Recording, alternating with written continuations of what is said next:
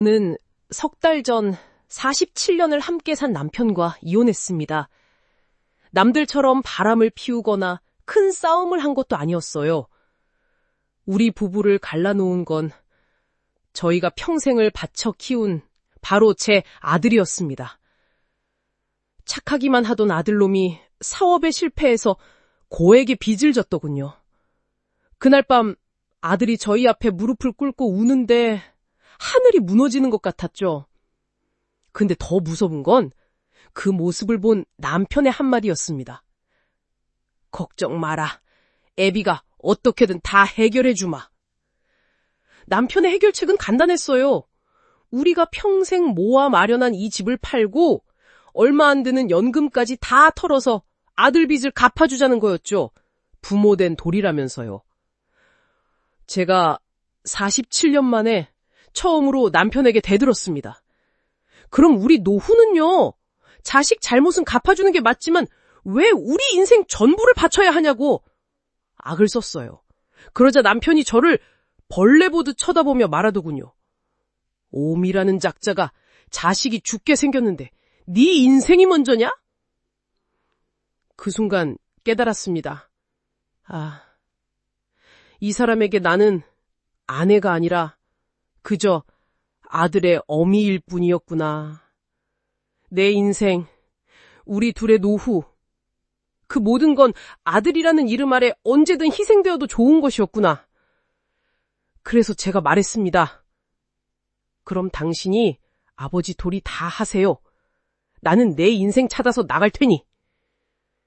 그렇게 갈라섰습니다. 남편은 집을 팔아 아들 빚을 갚아주고 지금은 아들네 집에 얹혀 산다고 들었어요. 저는 제 몫으로 받은 약간의 돈으로 이 작은 방을 얻었고요. 사람들은 저보고 독한 어미라고 자식을 버렸다고 손가락질합니다. 그럴지도 모르죠. 하지만 저는 평생을 누구 엄마로 살았습니다. 이화자라는 내 이름 석자는 잊고 산 지 오래였어요. 자식의 빚, 부모가 갚아야 하는 거 맞을지도 모릅니다. 하지만 제 남은 인생 전부를 바쳐서 갚아야만 하는 거였을까요? 제게 남은 시간 속에서 나의 인생은 대체 어디에 있었던 걸까요? 우리 주변의 가장 현실적인 갈등과 이야기들을 조명합니다. 시니어 스토리 채널 구독과 좋아요, 알림 설정으로 더 많은 이야기들을 함께 해주세요. 안녕하세요. 저는 작년에 결혼 45년 만에 이혼을 한 68살 오정숙입니다. 남들은 저보고 다 늙어서 무슨 이혼이냐고, 참고 살지 그랬냐고들 합니다. 네, 저도 그렇게 생각했어요. 평생을 참고 살았으니까요. 23에 시집와서 저는 오정숙이 아니었습니다. 그냥 김서방 아내, 영수 엄마, 우리 며느리였죠. 제 이름 석자가 불릴 일은 거의 없었습니다. 남편 아침밥 차리고 애들 학교 보내고 시부모님 병수발하고 그렇게 45년이 그냥 흘러가 버렸더군요. 자식들 다 출가시키고 남편까지 은퇴하고 나니 텅 빈 집에 그 사람과 저 단둘이 남았죠. 이제 좀 편해지나 싶었는데 그때부터가 진짜 지옥이었습니다. 남편은 저를 아내가 아니라 24시간 대기하는 가사도우미로 생각하더군요. 물 떠어라, 밥 차려라, 리모컨 찾아라. 평생을 들어온 그 말들이 그날따라 비수처럼 가슴에 박혔습니다. 어느 날 문득 그런 생각이 들었어요. 이 사람 인생에서 내 인생은 대체 어디에 있었나? 남편의 그림자로 아이들의 울타리로 살다가 결국엔 늙은 식모가 되어버린 내 모습이 너무 처량했습니다. 그래서 평생 처음으로 제 자신을 위해 용기를 냈습니다. 남편 앞에 이혼 서류를 내밀었죠. 제 이름 석자가 똑똑히 박힌 그 서류를요. 물론 무섭습니다. 이 나이에 혼자 뭘 해서 먹고 사나, 아프면 누가 돌봐주나, 두렵죠. 하지만 후회는 없습니다. 적어도 이제는 남편이 보고 싶은 뉴스를 억지로 보지 않아도 되고 먹기 싫은 국을 끓이지 않아도 되니까요. 얼마 전에 제 이름으로 된 여권을 처음 만들었습니다. 평생 해외 한 번 못 나가봤거든요. 이제부터라도 오정숙이라는 이름으로 내가 보고 싶은 세상을 보러 다니려고요. 제 인생은 어디에 있었냐고요? 아마 이제부터 시작인가 봅니다. 자신의 인생을 찾아 나서는 모든 시니어들의 두 번째 청춘을 응원합니다. 시니어 스토리 채널 구독과 좋아요, 알림 설정으로 더 많은 이야기들을 함께 해주세요. 안녕하세요. 저는 50년째 이 골목에서 세탁소를 하고 있는 신금자입니다. 제 하루는 이 다리미 소리로 시작돼요. 이 소리가 제 젊은 날이고 제 인생의 소리였죠. 우리 골목 참 좋은 곳이었어요. 옆집 숟가락 개수까지 다 알고 지냈지. 김장하는 날이면 온 동네 잔칫날이었고 누구네 집 아들 대학이라도 붙으면 다 같이 자기 일처럼 기뻐해줬어요. 가난했지만 사람은 부자였던 동네였어. 근데 언젠가부터 우리 동네에 낯선 차들이 들어오고 낯선 양반들이 기웃거리기 시작하더군요. 재개발. TV에서나 보던 그 말이 우리 동네의 현실이 됐어요. 양복 입은 사람들이 와서는 어르신 곧 대박 나십니다 하더군요. 내 평생의 기억이 담긴 이 집과 가게가 평당 얼마짜리 숫자가 되어버린 순간이었죠. 옆집 순이 엄마는 보상금 몇 푼 받고 평생 살던 집에서 쫓겨나던 이사 갔고 앞집 김씨 아저씨는 화병으로 쓰러지셨어요. 그들이 말하는 보상금이요? 그걸로는 저기 멀리 보이는 번쩍이는 새 아파트에 화장실 한 칸도 못 삽니다. 그들은 내 집이 낡고 위험하다고 말해요. 하지만 저한테는 여기가 세상에서 가장 안전하고 따뜻한 곳입니다. 우리 영감 마지막 숨을 거둔 곳이고 내 새끼들 키워낸 곳이니까요. 이제 이 골목엔 저 혼자 남았습니다. 이웃들이 떠난 빈집에는 빨간 글씨로 철거, 딱지만 흉물스럽게 붙어 있어요. 어젯밤에는 꿈에 순이 엄마가 나와서 은니, 우리 김장 은지해? 하고 묻더군요. 나라는 발전하고 도시는 깨끗해진다고들 합니다. 근데 평생을 살아온 사람들을 내쫓고 그 기억을 전부 지워버리는 게 정말 발전이라고 할 수 있을까요? 저는 이제 어디로 가야 합니까? 내 터전이, 내 50년 인생이 통째로 사라지고 있습니다. 사라져가는 것들의 소중함을 이야기합니다. 시니어 스토리 채널 구독과 좋아요, 알림 설정으로 잊혀가는 목소리에 귀 기울여 주세요. 휴재가 잠을 푹 짜본 게 언젠지 기억도 나지 않습니다. 낮과 밤의 의미가 없어진 지 오래입니다. 이 방 안에는 오직 엄마의 거친 숨소리와 지독한 양림새만이 시간을 알려줄 뿐입니다. 엄마는 이제 저를 알아보지 못하십니다. 어제는 제게 소리를 지르며 밥그릇을 던지셨고 그저께는 밤새 잠을 안 주무시고 울기만 하셨습니다. 저는 제 엄마의 영원히 떠나버린 육신을 5년째 돌보고 있습니다. 동생들은 한 달에 한 번 돈을 보내며 말합니다. 누나, 고생 많다. 아무도 제게 누나, 괜찮아? 라고는 묻지 않습니다. 엄마와 함께 저 역시 이 방 안에서 조용히 사라지고 있다는 걸 아무도 모릅니다. 어젯밤이었습니다. 겨우 잠드신 엄마의 얼굴을 보는데 제 머릿속에 정말이지 사람이라면 해서는 안 될 끔찍한 생각이 스쳐 지나갔습니다. 이 베개를 엄마 얼굴에 잠시만, 아주 잠시만 올려두면 이 모든 고통이 끝나지 않을까? 엄마의 고통도, 그리고 나의 이 지옥 같은 고통도. 그 생각을 한순간 온몸이 미친 듯이 떨렸습니다. 화장실로 달려가 모든 걸 토해냈습니다. 내가 어떻게 내 엄마에게? 거울을 봤는데 그 안에 괴물 한 마리가 서 있었습니다. 저는 괴물이 되어버렸습니다. 그 괴물이 아직도 제 안에 살아서 이제는 제게 또 다른 질문을 던집니다. 내가 죽어야 이 고통이 끝날까? 언젠가 제가 정말 엄마를 혹은 제 자신을 해치게 될까봐 너무나도 무섭습니다. 저는 엄마를 사랑합니다. 정말입니다. 하지만 이 고통을 어떻게 끝내야 할지 저는 이제 정말 모르겠습니다. 제발 저희 좀 살려주세요. 우리 사회의 가장 어두운 곳을 비추는 목소리에 귀 기울여주세요.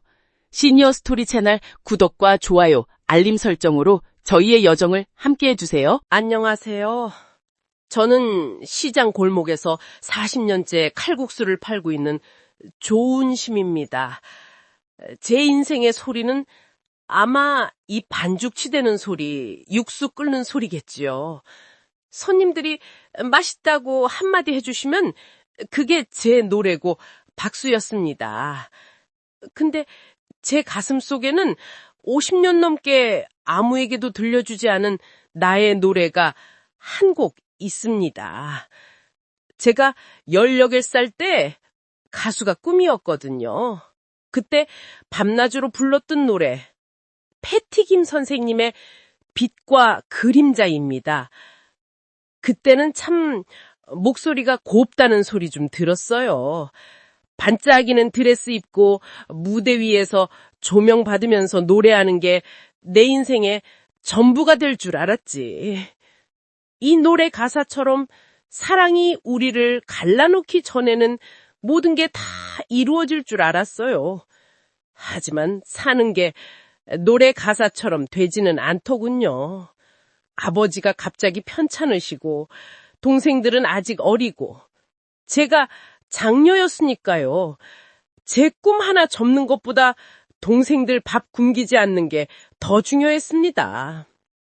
그렇게 제 꿈은 시집 올 때 가져온 낡은 손수건처럼 마음속 서랍 깊은 곳에 고이 접어두었습니다. 그렇게 50년이 흘렀네요. 이제는 노래 가사도 가물가물하고 목소리도 다 쉬어버렸지. 그래도 괜찮아요. 저에게는 아무도 모르는 저만의 앙꼬르 무대가 있거든요. 이렇게 아무도 없는 가게에서 하루의 고단함을 정리하며 이 노래를 부를 때면 저는 더 이상 칼국수집 할머니가 아니에요.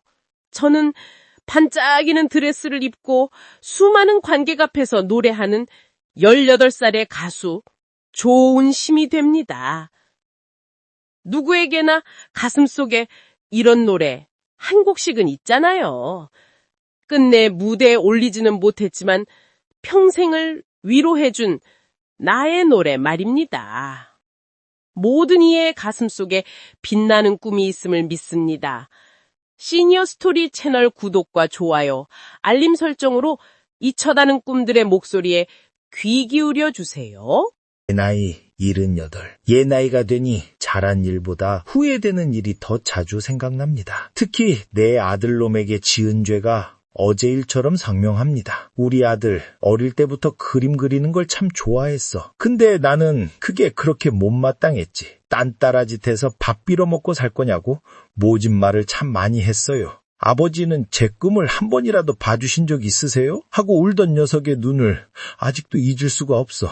그때는 그게 아비된 돌이라고 생각했어. 나처럼 고생 안 하고 번듯한 직장 들어가서 편하게 살길 바랬으니까. 그게 사랑인 줄 알았지. 참 어리석었어. 결국 아들놈 앞에서 녀석의 붓을 불어때리고 스케치북을 찢어버렸습니다. 그날 이후로 아들은 제 앞에서 다시는 그림을 그리지 않았습니다. 그리고 나와 아들 사이에는 아주 길고 차가운 벽이 생겨버렸지. 아무도 모르는 비밀이 하나 있어. 그날 밤 나는 아들놈이 버린 그 찢어진 그림을 몰래 주워서 다시 붙였어. 낡은 그림을 카메라에 보여주며 이거 우리 가족 그림이야. 서툴지만 참 따뜻하게도 그렸지. 이걸 40년 넘게 내 장롱 깊숙한 곳에 숨겨두고 혼자 꺼내보곤 했어. 아들은 이제 번듯한 회사의 과장이 되었고 제 손주를 낳아 잘 살고 있습니다. 손주 녀석이 그림 그리는 걸 좋아하는데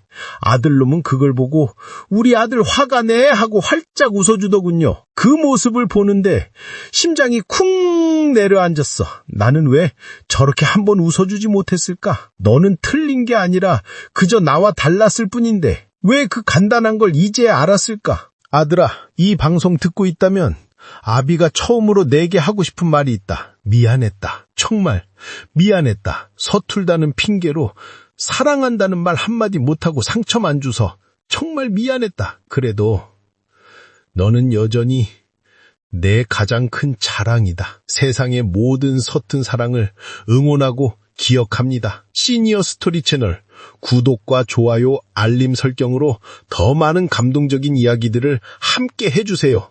저에게 아버지는 늘 흑백 사진 같은 분이셨습니다. 항상 무표정한 얼굴, 일에 지쳐 피곤해 보이던 넓은 등, 그리고 깊은 침묵. 제가 기억하는 아버지의 모습은 그게 전부였습니다. 아버지가 돌아가시고 3년, 얼마 전 어머니 댁 창고를 정리하다가 먼지 쌓인 앨범 한 권을 발견했습니다. 펴보는 순간 저는 제 눈을 의심했습니다.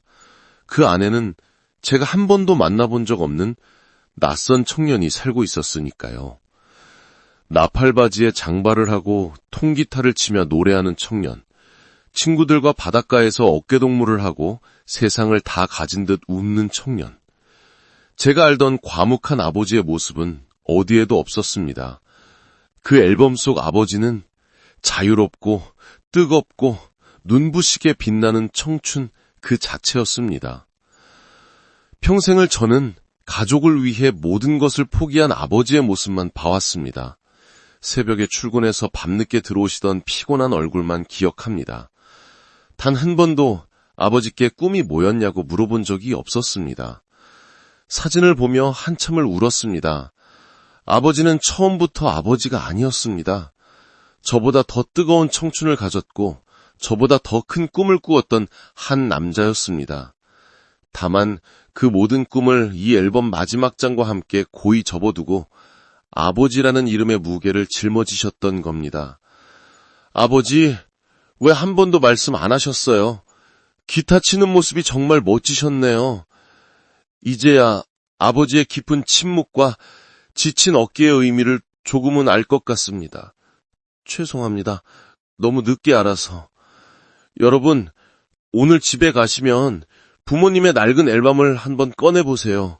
그 안에는 당신이 몰랐던 세상 가장 멋진 청춘들이 살고 있을 겁니다. 우리 부모님의 모든 빛나는 청춘을 기억하고 응원합니다. 시니어 스토리 채널 구독과 좋아요, 알림 설정으로 더 많은 감동적인 이야기들을 함께 해주세요. 안녕하세요. 저는 50년 된 사진기랑 같이 늙어가고 있는 76살 이정우입니다. 손주놈은 스마트폰으로 1분에 사진을 100장도 넘게 찍더군요. 찰칵찰칵찰칵. 참 쉽고 편한 세상이지. 근데 이 늙은 친구는 달라요. 이 필름 한 통에 딱 36번의 기회만 주어지거든. 그래서 셔터를 누르기 전에 숨을 참아야 해. 그 사람의 가장 진실한 표정이 드러나는 딱 그 한순간을 기다려야 하거든. 이건 인내를 가르치는 기계지. 저는 40년 동안 이 동네에서 추억 사진관을 냈습니다. 대단한 예술가는 아니었어. 나는 그냥 시간의 기록자였지. 이 렌즈를 통해서 한 동네의 역사를 다 봤어요. 처음 와서 울기만 하던 갓난아이가 커서는 교복 입고 증명사진을 찍으러 오고, 어색하게 손잡던 청춘 남녀가 10년 뒤에는 자기들 쏙 빼닮은 아이를 데리고 와서 가족사진을 찍고, 그리고 많은 분들의 마지막 가시는 길 영정사진도 제 손으로 직접 찍어드렸습니다. 디지털 사진은 지우면 그만이지만 필름은 한 번 찍으면 영원히 남아. 그래서 더 무겁고 더 소중하지. 이건 그냥 그림이 아니야. 우리가 만질 수 있는 진짜 시간 한 조각이거든. 이제 제 사진관은 없어졌어요. 그 자리엔 번쩍이는 커피숍이 들어섰지. 이제는 아무도 필름 사진사를 찾지 않아요. 온 세상 사람들이 주머니에 카메라를 넣고 다니니까. 그래도 나는 여전히 이 늙은 친구를 메고 동네를 걷습니다. 이제는 사람이 아니라 사라지는 것들을 찍어요. 칠이 벗겨진 낡은 대문, 아무도 기억 못하는 좁은 골목길, 수십 년 우리 동네를 지켰던 늙은 나무의 그림자 같은 것들. 빠르게 변하는 세상 속에서 늙은이의 부질없는 고집일지도 모르겠습니다. 하지만 저는 믿어요.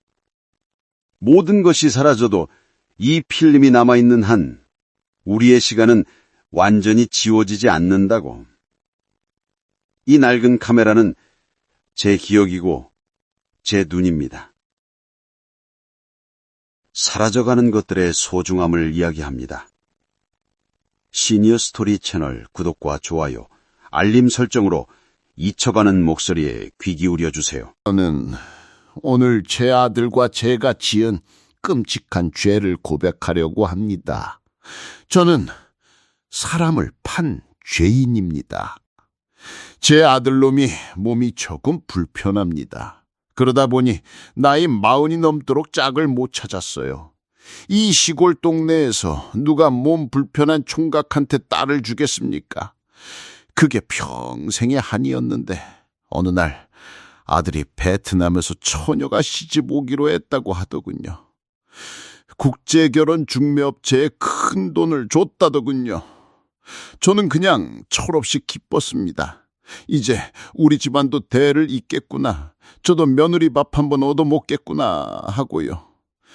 그 아이, 짱이 우리 집에 온 날 저는 복덩이가 굴러왔다고 동네방네 자랑을 했습니다. 하지만 그건 결혼이 아니었습니다. 계약이었습니다. 며느리는 새벽부터 밤까지 밭에 나가 일하고 집에 와서는 빨래하고 밥하고 단 하루도 쉬는 날이 없었어요. 며느리가 아니라 우리 집 노예였지. 아들놈에게 물었어요. 애가 왜 저렇게 웃지를 않냐고. 아들은 화를 내며 말하더군요.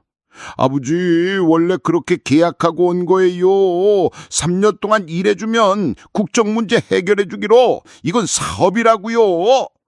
사업. 그 말을 듣는 순간 망치로 머리를 한 대 맞은 것 같았습니다. 우리는 며느리를 얻은 게 아니라 돈으로 사람을 사온 거였습니다. 그 아이의 코리안 드림을 우리 부자가 짓밟고 있었던 겁니다. 지난주 며느리는 야반도주를 했습니다. 짐도 없이 자기 나라 말로 서툰 글씨 몇 자만 남겨두고 죄송합니다. 저는 사람답게 살고 싶어요. 저는 그 아이를 원망할 수가 없었습니다. 당연한 일이었으니까요. 아들은 일꾼이 도망갔다고 길길 날뛰지만 저는 부끄러워서 고개를 들 수가 없습니다.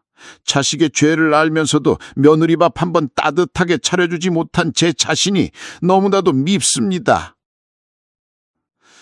짱, 아가야, 혹시 어디선가 이 방송을 듣고 있다면 이 못난 시아비가 무릎 꿇고 용서를 빈다. 미안하다. 정말 미안하다. 부디 좋은 곳에서 사람답게 행복하게 살아다오. 우리 사회의 가장 어두운 곳에 있는 목소리에도 귀 기울이겠습니다. 시니어 스토리 채널 구독과 좋아요, 알림 설정으로 함께 해주세요. 안녕하세요. 저는 은퇴한 늙은 역사선생 김민준입니다. 평생을 남의 아이들을 가르쳤는데 정작 제 손주 녀석에게는 어떤 역사를 물려줘야 할지 막막하더군요. 얼마 전 초등학생 손주논이 제 훈장을 보고 묻더군요. 할아버지는 영웅이었어요? 하고요. 그 질문에 한참을 대답하지 못했습니다. 제 젊은 날은 영웅이라기엔 너무나 아프고 평범했으니까요. 그 아이의 교과서에는 실리지 않은 피와 땀으로 얼룩진 진짜 역사였지요. 그날 결심했습니다. 내 손주에게만큼은 진짜 살아있는 역사를 물려주어야겠다고요. 그렇게 제 인생의 마지막 숙제가 시작되었습니다.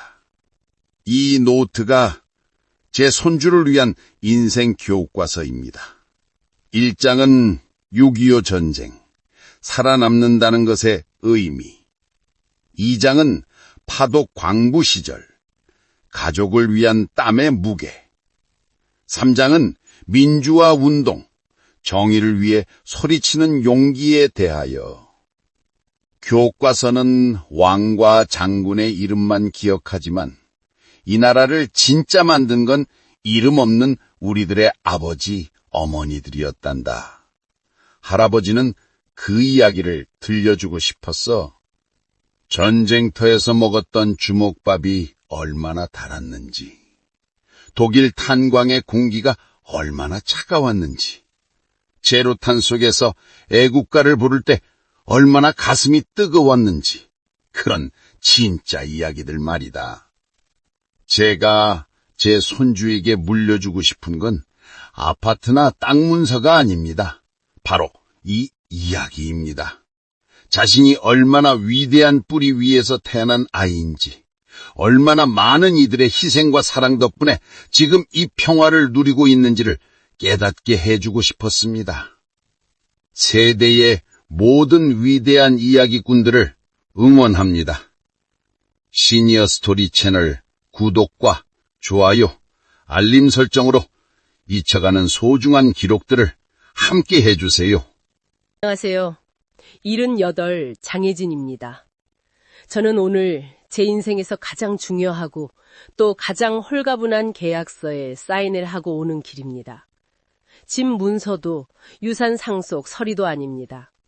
제 마지막을 제 뜻대로 마무리하겠다는 저 자신과의, 그리고 제 아이들과의 약속입니다. 몇 달 전 의사가 제게 남은 시간이 많지 않다고 하더군요.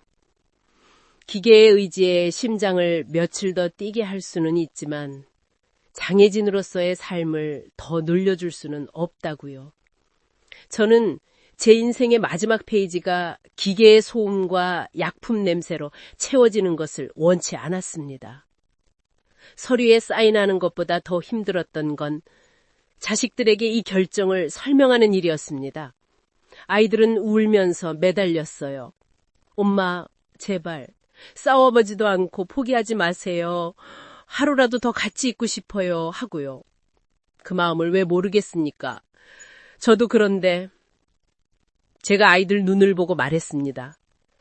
얘들아, 이것이 엄마가 하는 마지막 싸움이란다. 내 존엄을 위한 싸움이야. 그리고 너희에게 주는 마지막 선물이란다. 엄마의 마지막 기억이 기계에 둘러싸여 말도 못하는 초라한 모습이 되는 걸 원치 않는다. 너희의 삶과 돈을 의미 없는 싸움에 낭비하게 하고 싶지 않다. 너희가 엄마를 기억할 때 웃으며 함께했던 좋은 날들만 기억하게 해주고 싶다. 그러니 엄마를 편안하게 놓아주는 것이 너희가 해줄 수 있는 가장 큰 효도다 하고요. 처음엔 이해 못하던 아이들도 이제는 제 선택을 존중해 주기로 했습니다. 저희는 요즘 슬픈 이별 대신 아름다운 작별을 준비하고 있습니다. 함께 옛날 사진을 보고 제가 좋아하던 음악을 듣고 더 많이 안아주면서요. 저는 죽음이 두렵지 않습니다. 의미 없는 연명이 두려울 뿐입니다. 내 삶의 마지막 문장을 어떻게 끝맺을지 그 선택은 온전히 저에게 있어야 한다고 생각합니다. 그것이 제 78년 인생에 대한 저 스스로의 예의니까요. 삶의 가장 깊은 질문들을 함께 고민합니다. 시니어 스토리 채널 구독과 좋아요, 알림 설정으로 저희의 여정에 함께 해주세요. 지난 6개월 동안 저희 집 시계는 멈춰 있었습니다.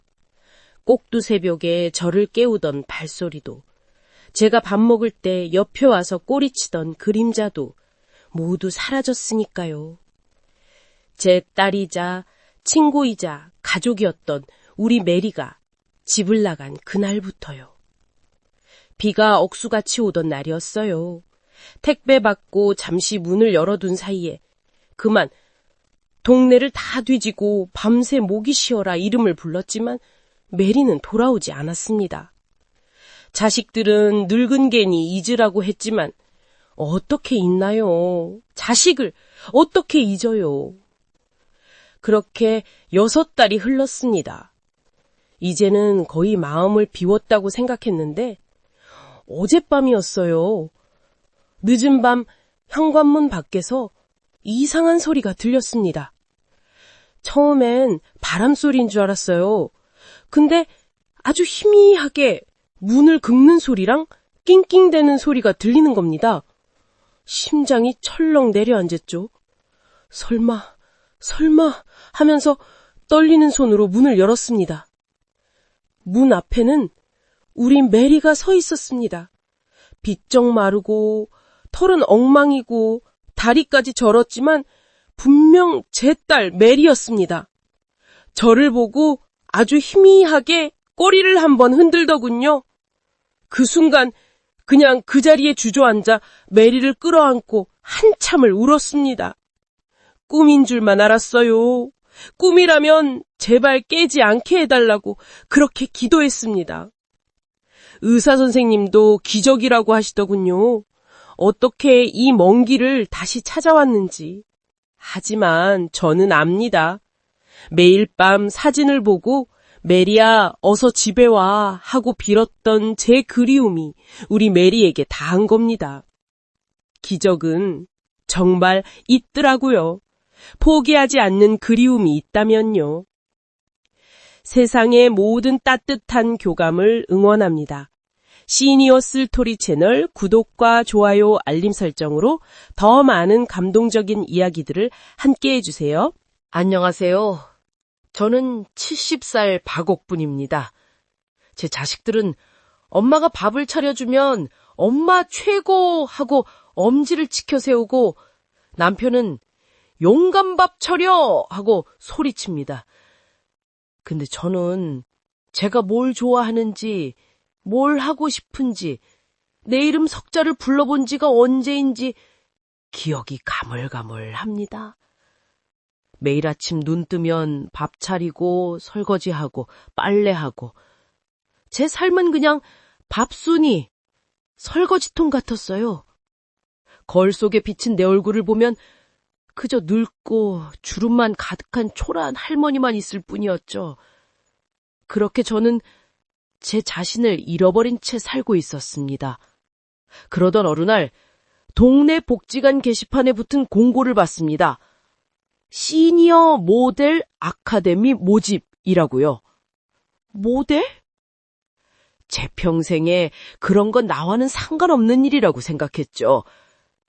근데 이상하게 발길이 떨어지질 않더군요.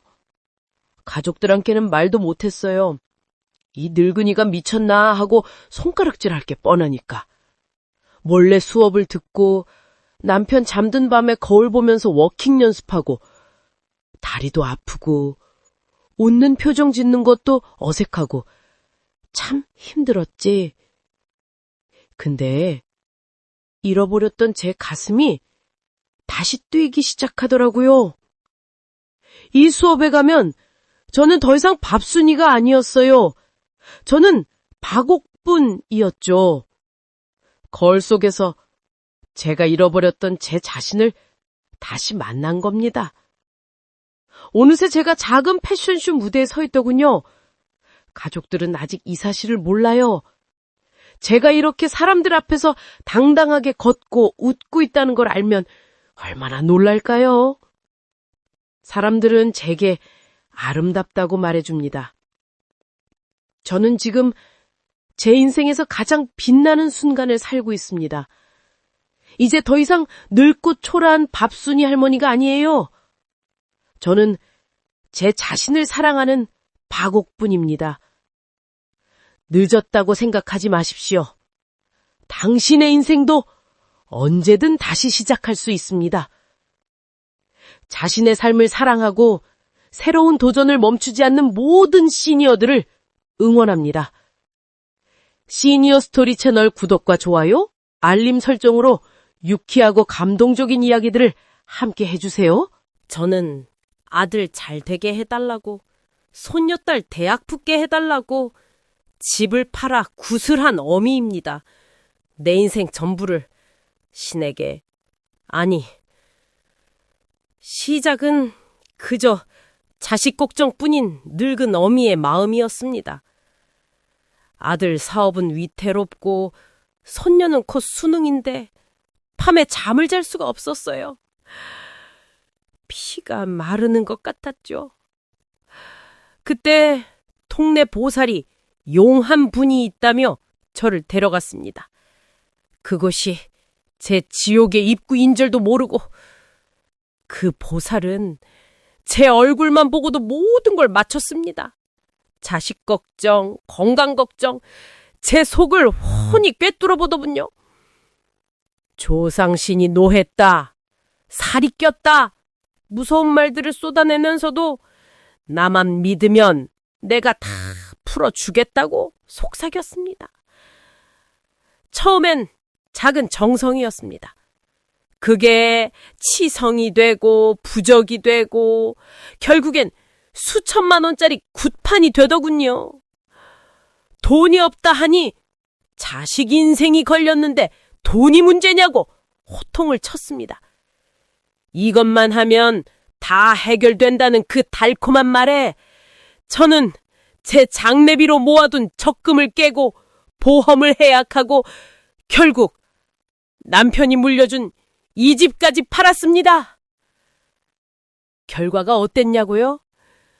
아들 사업은 지난달에 결국 망했습니다. 손녀는 원하는 대학에 떨어져 재수를 준비합니다. 그 보살은 신당을 정리하고 연기처럼 사라졌습니다.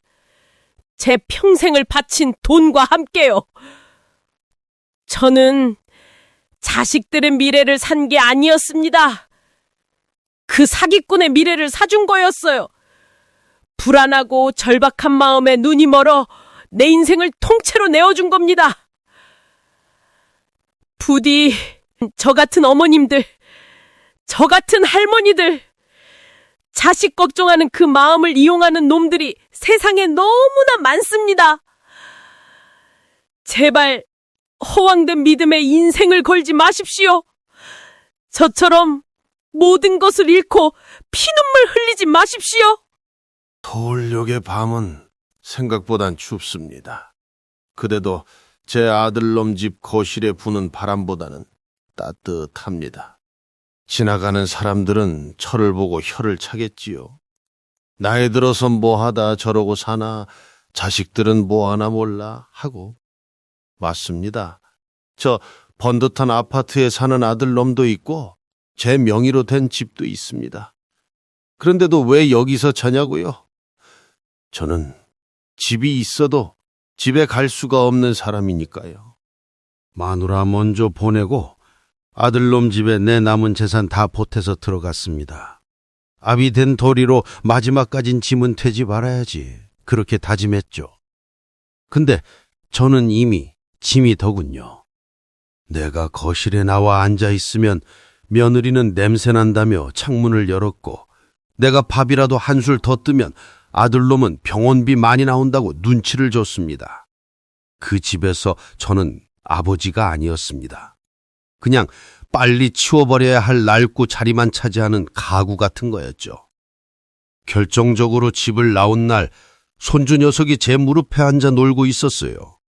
며느리가 그걸 보더니 디겁하며 애를 낚아채 가더군요. 할아버지한테 가지마, 병균 옮아 하고요. 내 집에서 내 살부치에게 저는 병균이었습니다. 그날 밤 그냥 조용히 짐을 쌌습니다. 아무도 잡지 않더군요. 아마 제가 없어진 줄도 며칠은 몰랐을 겁니다. 여기서는 다들 나보고 어르신이라고 불러줘요. 빵 한 조각이라도 먼저 챙겨주고 추운데 괜찮냐고 말도 걸어주고 여기선 저는 적어도 사람입니다. 내 집에선 짐이었는데 손주 놈입하고 싶어서 가끔 저 아파트 근처를 서성입니다. 창문으로 불빛만 봐도 눈물이 핑 돌아요. 저 안에 내 집이 있는데, 내 이름으로 된 내 집이 있는데 세상에서 저것만큼 저에게 멀고 무서운 곳은 없습니다. 집이라는 게 대체 뭘까요? 따뜻한 잠자리가 아니라 내 몸 하나 편히 누일 마음의 자리가 없는 사람은 결국 이렇게 거리로 나오게 되나 봅니다. 사회의 가장 낮은 곳에 있는 목소리에도 귀 기울이겠습니다. 시니어 스토리 채널 구독과 좋아요, 알림 설정으로 함께 해주세요. 오늘은 우리 마포구 경로당이 옆 건물 PC방 콧질질이들의 코를 납작하게 눌러준 영웅담을 하나 풀어볼까 하오. 내 이름은 박철민, 나이는 74. 하지만 전장에선 마포구의 히드라로 불리는 사람이요. 시작은 손주놈 때문이었지. 맨날 컴퓨터 앞에서 이상한 외계인들을 조종하는데 가만 보니 이게 그냥 오락이 아니더라고. 자원을 캐고 건물을 짓고 병력을 운용하고, 이야, 이거 완전 전쟁이야. 전략이라고. 평생 공장 돌린 데가 자원 관리 하나는 자신 있거든. 그래서 경로당 친구들을 꼬셨지. 컨트롤 하나는 기가 막힌 해병왕 김씨, 꼼수와 매복의 달인 널커 이씨, 우리가 바로 실버 테란이요. 옆 건물 PC방 놈들이 우리 소문을 듣고 비웃더군. 할배들이 스타를 아냐 하면서 아주 건방져. 그래서 우리가 도전장을 냈지. 경로당의 자존심을 걸고 3대3 한판 붙자고. 경기가 시작되자마자 이놈들이 정신없이 쳐들어오더군. 손은 또 어찌나 빠른지. 솔직히 좀 당황했어. 근데 말이야, 우리에겐 저놈들한테는 없는 게 있었지. 바로 70년 넘게 쌓아온 짬이라는 거요. 해병왕 김씨가 기가 막힌 벙커링으로 입구를 막고 럴커 이씨가 언덕에 숨어서 시간을 보는 동안 나는 묵묵히, 아주 묵묵히 히드라를 모았지. 그리고 전 병력 어택! 그날 PC방에는 정적이 흘렀어. 그 침묵이 세상 어떤 칭찬보다 달콤했지. 이제는 그놈들이 경로당으로 우리를 찾아와 전략도 물어보고 인생 상담도 하고, 우리는 우리가 이긴 커피 믹스를 타주면서 걔들한테 요즘 유행하는 빌드라는 걸 배워 세대가 통합되는 순간이지. 혹시 PC방에서 유난히 손이 느린 사람을 보거든 무시하지 마시오. 그 사람이 당신의 랭킹을 떨어뜨릴 마포구의 히드라일지도 모르니까. 언제나 청춘의 마음으로 새로운 도전을 즐기는 모든 시니어들을 응원합니다. 시니어 스토리 채널 구독과 좋아요, 알림 설정으로 유쾌하고 감동적인 이야기들을 함께 해주세요. 저는 평생 말은 할 줄 알지만 글은 쓸 줄 모르는 반쪽짜리 세상에 살았습니다. 은행에 가서도 내 이름 석자를 못 써서 도장을 찍어야 했고, 자식놈들 가정통신문을 받아도 까만 건 글씨요, 하얀 건 종이였으니 그 서름은 겪어보지 않은 사람은 모릅니다. 내 평생 소원이 죽기 전에 내 손으로 자식들한테 편지 한 통 써보는 거였어요. 그래서 80살 되던 해에 제 인생에서 가장 큰 용기를 냈습니다. 난생 처음으로 책가방이라는 걸 메고 학교에 갔습니다. 내 주름진 손은 연필 잡는 법도 잊어서 글씨 하나 쓰는 게 천근만근이었어요. 그래도 포기 안 했지. 나와 같이 공부하는 내 친구들, 다 합치면 나이가 1000살도 넘는 우리 학생들이 서로를 다독여가며 그렇게 2년을 공부했습니다.